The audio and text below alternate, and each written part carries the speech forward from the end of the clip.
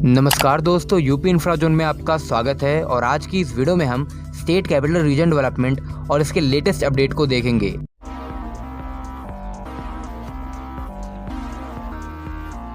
दोस्तों, वीडियो शुरू करने से पहले आपसे निवेदन है कि जब भी मैं किसी रीजन पर वीडियो बनाता हूं तो आपसे निवेदन है कि वहां पर कोई भी नेगेटिव कमेंट ना करें उस रीजन, उस डिस्ट्रिक्ट या फिर उस सिटी के बारे में। अगर आपको कमेंट करना ही है तो आप उस टॉपिक के बारे में, उसकी विजिबिलिटी, पोटेंशियल, फ्यूचर डेवलपमेंट या फिर गवर्नमेंट को आप क्रिटिसाइज करना चाहते हैं तो आप कर सकते हैं, लेकिन उस सिटी या फिर उस रीजन के बारे में कोई भी नेगेटिव कमेंट ना करें। आज की इस वीडियो का टॉपिक है स्टेट कैपिटल रीजन डेवलपमेंट। इसके रिगार्डिंग कुछ अपडेट्स आई हैं, उन पर भी हम चर्चा करेंगे। इस वीडियो में हम project info, history, latest update और पोटेंशियल को देखेंगे। यूपी गवर्नमेंट स्टेट की इकोनॉमी को $1 ट्रिलियन तक बढ़ाना चाहती है। इसलिए हम डेडलाइन को छोड़ देते हैं। अगर हम टारगेट की बात करें तो फिर भी ये टारगेट बड़ा है। एक $1 ट्रिलियन की इकोनॉमी बनाना आसान नहीं है। इसके लिए बहुत ही बड़े प्रोजेक्ट्स की आवश्यकता होती है। इसको देखते हुए कई सारे बड़े प्रोजेक्ट्स स्टार्ट भी किए गए हैं जो कि इकोनॉमी को इन फ्यूचर काफ़ी हेल्प करेंगे, जिनका पोटेंशियल बहुत बड़ा है। चाहे वो एक्सप्रेसवे नेटवर्क का एक्सपांसन हो, इंडस्ट्रियल क्लस्टर डेवलपमेंट हो, या फिर इन्वेस्टर समिट का ऑर्गेनाइजेशन हो, या फिर data centre IT startup policy हो, यहाँ पर इनिशिएटिव लेना हो, इनलैंड वाटरवे का डेवलपमेंट हो और एक्सपोर्ट को इंक्रीज करने के लिए नए वेयर हाउसिंग पॉलिसी का लाना हो, मुख्यमंत्री शहरी विस्तारीकरण योजना के तहत सिटी का एक्सपांसन हो, या फिर डेवलपमेंट अथॉरिटीज़ को सेल्फ रिलायंस बनाना हो, या फिर टूरिज्म प्रोजेक्ट्स हों जो कि कई सारे शहरों में चलाए जा रहे हैं। ये सभी बहुत ही महत्वपूर्ण हैं और उनमें सिटी एक्सपांसन बहुत ही महत्वपूर्ण प्रोजेक्ट्स हैं। जैसे कि आप जानते हैं कि उत्तर प्रदेश का जो NCR रीजन है बहुत ही तेज़ी से एक्सपांड कर रहा है due to huge investment and projects. तो यहाँ पर दोस्तों यूपी गवर्नमेंट को कुछ रीजन में नहीं चाहता कि वहाँ पर ही थम जाए, वो विकास का विकेंद्रीकरण करना चाहता है। इसके तहत यूपी गवर्नमेंट लखनऊ को भी एक इकोनॉमिक हब के रूप में डेवलप करना चाहती है, which is very tough but not impossible. जब हम NCR या फिर स्टेट कैपिटल डेवलपमेंट जैसे प्रोजेक्ट्स की बात करते हैं तो ये प्रोजेक्ट्स भविष्य के प्रोजेक्ट्स होते हैं, यानी कि इनको पूर्ण रूप से स्थापित होने में 40 से 50 साल लग जाते हैं। एक ग्रीन फील्ड सिटी के डेवलपमेंट में इंडिया के अंदर 20 से 30 साल आराम से लग जाते हैं। नोएडा का ही एग्जाम्पल लेते हैं। नोएडा, जिसको हम new Okhla industrial development authority कहते हैं, इसको Uttar Pradesh industrial area development act 1976 के तहत फॉर्म किया गया था। और आज हम नोएडा को जो देखते हैं उसको फॉर्म हुए 48 साल हो गए हैं और 48 ईयर्स के अंदर हम देख सकते हैं कि किस प्रकार इस शहर का डेवलपमेंट हुआ। इसके अलावा अगर हम ग्रेटर नोएडा की भी बात करें तो ग्रेटर नोएडा को 1991 में फॉर्म किया गया था, जिसको 33 साल हो गए हैं। तो ये आंकड़े इस बात को दर्शाते हैं कि एक ग्रीन फील्ड सिटी के डेवलपमेंट में या फिर किसी भी सिटी के एक्सपांसन में काफ़ी समय लगता है। इसलिए बिना समय व्यर्थ किए हम SCR यानी कि स्टेट कैपिटल रीजन की टाइमलाइन को देखते हैं। 2001 में national capital region planning board इसने काउंटर मैग्नेट सिटीज़ का सुझाव स्टेट गवर्नमेंट को भेजा था, क्योंकि दिल्ली पर बहुत ज़्यादा प्रेशर देखने को मिल रहा था पॉपुलेशन का as well as NCR region पे।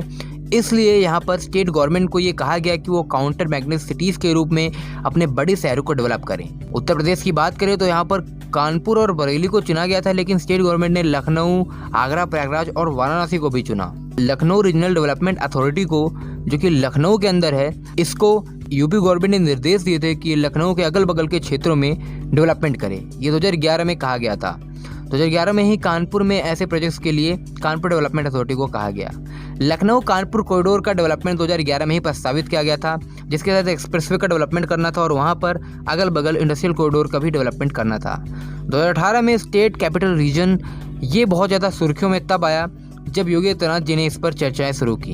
एक बड़े मास्टर प्लान की बात की गई है। जब मैं और प्रोजेक्ट्स की बात करता हूं जिसमें Lucknow Kanpur expressway, housing projects या फिर एक्सप्रेसवे नेटवर्क है, ये अब भी उतने ही महत्व रखते हैं जितना पहले रखते थे। तो दोस्तों, जिस प्रकार यूपी गवर्नमेंट का $1 ट्रिलियन की इकोनॉमी का टारगेट है, तो उसकी वजह से ये जो प्रोजेक्ट था इसको काफ़ी ज़्यादा पुश मिला। हालांकि अभी 2022 से ये चर्चाओं में दोबारा आया था, लेकिन फिर भी इस पर उतना तेज काम नहीं हुआ है जितना अभी तक होना था। अब हम जानते हैं कि ये SCR है क्या। तो हम नेशनल कैपिटल रीजन को देखते हैं। वो उसी से इंस्पायर्ड एक स्टेट वर्जन है, जिसके तहत स्टेट गवर्नमेंट एक पॉलिसी के तहत अथॉरिटी का फॉर्मेशन करेगी और यह अथॉरिटी जिस प्रकार नोएडा अथॉरिटी ने अपना मास्टर प्लान बनाया फॉर्मेशन के बाद और time to time advance technology के सारे डेवलपमेंट करती गई, वैसे ही ये भी काम करेगी। हालांकि पहले का जो समय था वहाँ पर एक्सपांसन थोड़ा धीमे था, हो सकता है कि अब जो समय है इसमें सिटी का एक्सपांसन तेज़ी से हो, यानी कि डेवलपमेंट पहले के मुकाबले तेज हो। तो उसी प्रकार से स्टेट कैपिटल रीजन को डेवलप किया जाएगा। इसके तहत जो भी लैक देखा गया है पहले उनकी केस स्टडी करी जाएगी और यहाँ पर उन सब को अप्लाई किया जाएगा। एक कम्प्रिहेंसिव स्टडी की जाएगी, उसके बाद स्टेट कैपिटल रीजन का एक मास्टर प्लान बनाया जाएगा। एनसीआर की तर्ज पर यहाँ पर एक्सपांसन होगा। जैसे दिल्ली मेन सिटी है एनसीआर में, वैसे ही लखनऊ मेन सिटी होगी एससीआर की, यानी कि एससीआर की कैपिटल लखनऊ होगी। इसके सराउंडिंग डिस्ट्रिक्ट्स को आइडेंटिफाई कर लिया गया है और उनको चुन लिया गया है। एक well planned economic growth, infrastructure development और रीजनल डेवलपमेंट मॉडल को यहाँ पर अप्लाई किया जाएगा।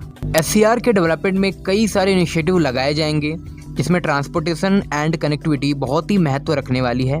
इंडस्ट्रियल और कमर्शियल जोन का development, enhancement of infrastructure and implementing urban planning measures for efficient growth. तो सबसे पहले मैंने आपको बता दिया कि ट्रांसपोर्टेशन बहुत ज़्यादा महत्व रखता है, ये सबसे ज़्यादा नेसेसरी डेवलपमेंट है इसके एक्सपांसन में। इसके तहत आरआरटीएस स्टेट वर्जन में डेवलप की जाएगी या फिर वंदे भारत जो मेट्रो है इसको चलाया जाएगा इन रीजन में। इसके अलावा मेट्रो एक्सपांसन ये भी महत्वपूर्ण है।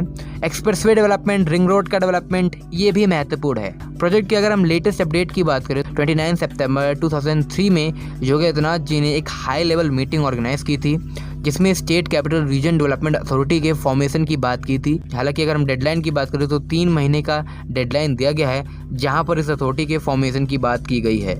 इसमें शामिल डिस्ट्रिक्ट्स की बात करें तो इसमें लखनऊ, उन्नाव, हरदोई, रायबरेली, सीतापुर, बाराबंकी इन डिस्ट्रिक्ट्स को शामिल किया गया है। हालांकि इसमें पहले कानपुर देहात और कानपुर नगर भी शामिल थे, उनको अभी इससे एक्सक्लूड कर दिया गया है। अगर हम state capital region development authority की बात करें तो इसकी कैपिटल लखनऊ होगी और हर डिस्ट्रिक्ट में इसका एक रीजनल ऑफिस होगा। LCRDA एक अर्बन डेवलपमेंट मॉडल का डेवलपमेंट करेगी, जिसको हम एक मास्टर प्लान कह सकते हैं। आने वाले 100 सालों को देखते हुए यहाँ पर डेवलपमेंट करने वाली है, तो इसमें समय लगेगा। इसके फॉर्मेशन में हालांकि हम कह सकते हैं कि फॉर्मेशन जल्दी हो जाएगा, लेकिन जो ये मास्टर प्लान होगा इसके डेवलपमेंट में समय लगेगा। इसके तहत पहली प्रायोरिटी ट्रांसपोर्टेशन को दी जाएगी, इसको एनहांस किया जाएगा। Roads, national highway, state highway, normal roads इन सभी को चौड़ा किया जाएगा। Flyovers, railway overbridge, elevated roads इन सब को भी बनाया जाएगा, इनकी संख्या ज़्यादा की जाएगी। 2011 के सेंसस के अकॉर्डिंग यहाँ पर 2.3 करोड़ की जनसंख्या है। इसके अलावा यहाँ पर आरआरटीएस का भी प्रस्ताव दिया जाएगा। पहले यहाँ पर 14,002 स्क्वायर किलोमीटर था, जो कि अब घटकर 28,826 स्क्वायर किलोमीटर हो गया है। दोस्तों, LCRDA के डेवलपमेंट की बात करें तो यहाँ पर प्लानिंग, सुपरविजन और कोऑर्डिनेशन बहुत ज़रूरी है जितने भी स्टेक होल्डर्स हैं उनसे। इसके अलावा यहाँ पर इंफ्रास्ट्रक्चर को एज अ प्रायोरिटी यहाँ पर डेवलपमेंट किया जाएगा। और दोस्तों, जैसा कि हम जानते हैं कि अभी 3 महीने की डेडलाइन दी गई है, देखते हैं कि क्या 3 महीने के अंदर इस अथॉरिटी का फॉर्मेशन होता है। कोई इसका भी डिटेल्ड हम ये नहीं कह सकते कि किस प्रकार डेवलपमेंट होगा, क्या इसका गाइडलाइन है, क्या इसका मास्टर प्लान है। अभी हम केवल अनुमान ही लगा सकते हैं जो कि सरकार ने कहा है। अगर हम दोस्तों एनसीआर रीजन की बात करें तो एनसीआर रीजन को चुनौती देनी होगी स्टेट कैपिटल रीजन को, अगर उसको डेवलप करना है तो। हालांकि अगर हम बात करें, एक और तरीका है यहाँ पर निवेश को आकर्षित करने का। जैसे कि आप जानते हैं कि यूपी के अंदर जो एफडीआई का इन्फ्लो है उसमें मेजॉरिटी एरिया एनसीआर है, और एनसीआर में गौतम बुद्ध नगर और गाजियाबाद डिस्ट्रिक्ट मेजर हब है एफडीआई के मामले में, और बाकी जो रीजन है वहाँ पर उतनी एफडीआई आती नहीं है। कई कारण हो सकते हैं, हालांकि यूपी अपनी इमेज अच्छी नहीं कर पाया हो, ये कारण भी हो सकता है। इसके अलावा यहाँ पर हम एक कारण ये भी कह सकते हैं कि अभी इन्वेस्टर्स को रुचि दिल्ली के अगल बगल के एरिया में है। लेकिन दोस्तों, यहाँ पर एक काम ये हो सकता है कि जैसे कि आप जानते हैं कि यूपी की पॉपुलेशन 25 करोड़ से भी अधिक है, तो इतनी बड़ी जनसंख्या में अगर हम लोकल एंटरप्रेन्योरशिप, लोकल इन्वेस्टमेंट को प्रमोट करें तो भी यहाँ पर बहुत बड़ा निवेश हो सकता है। हम नोएडा का एग्जांपल ले सकते हैं। जब नोएडा के अंदर पहले निवेश होता था तो वहाँ पर लोकल बिल्डर्स नहीं होते थे, लेकिन धीरे धीरे अब लोकल बिल्डर्स भी आ गए हैं, लोकल इन्वेस्टर्स भी आ गए हैं, लोकल एंटरप्रेन्योर भी आ गए हैं। तो इसी प्रकार दोस्तों, जो लखनऊ का रीजन है या फिर हम पूरे उत्तर प्रदेश की बात करें, जहाँ जहाँ ऐसे डेवलपमेंट हो रहे हैं वहाँ पर लोकल एंटरप्रेन्योरशिप, लोकल डेवलपमेंट, या फिर हम इस प्रकार सिटी का डेवलपमेंट करें कि उन्हें लगे कि हाँ, ये मेगा सिटी है और यहाँ पर पोटेंशियल है, चाहे वो स्टार्टअप हो या फिर कोई इंडस्ट्रियल डेवलपमेंट हो। तो इस प्रकार से दोस्तों डेवलपमेंट करना बहुत महत्वपूर्ण है, तभी इस रीजन में डेवलपमेंट हो सकता है। अगर एफडीआई नहीं आ रही है तो सो गाइस आज की इस वीडियो में इतना ही। अगर आपको ये वीडियो पसंद आया तो वीडियो को लाइक करें, चैनल को सब्सक्राइब करें। धन्यवाद आपका ये वीडियो देखने के लिए। मिलते हैं नेक्स्ट वीडियो में।